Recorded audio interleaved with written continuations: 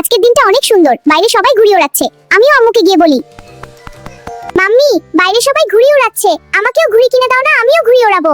লক্ষ্মী মামুনিটা আমার, কিন্তু আমার কাছে যে এখনো টাকা নেই তোমাকে ঘুড়ি কিনে দেয়ার। না না আম্মু, আমি কিছু শুনতে চাই না, আমার আজকে ঘুড়ি লাগবেই। সবার মতো আমিও ঘুড়ি ওড়াবো আজকে, আমাকে কিনে দিতেই হবে। তোমাকে বলছি না যে আমার কাছে এখন টাকা নেই, কিনে দিতে পারবো না। এখন দুপুরের সময় যাও, বিছানায় গিয়ে শুয়ে বিশ্রাম নাও, বিকেলে পড়তে হবে। আম্মু সবসময় আমাকে না করে দেয়, কোনো কিছুই কিনে দিতে চায় না, কিন্তু আমার তো বাইরে গিয়ে ঘুড়ি ওড়াতে মন চাচ্ছে।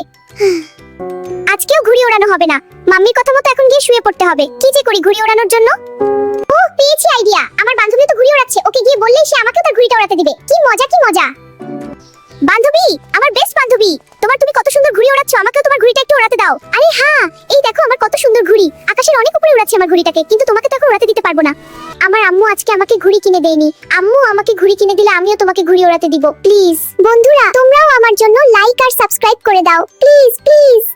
বন্ধুরা তোমরা লাইক আর সাবস্ক্রাইব করে দিয়েছো না? এই দেখো আমি আর আমার বান্ধবী একসাথে ঘুড়ি ওড়াচ্ছি, কি মজা।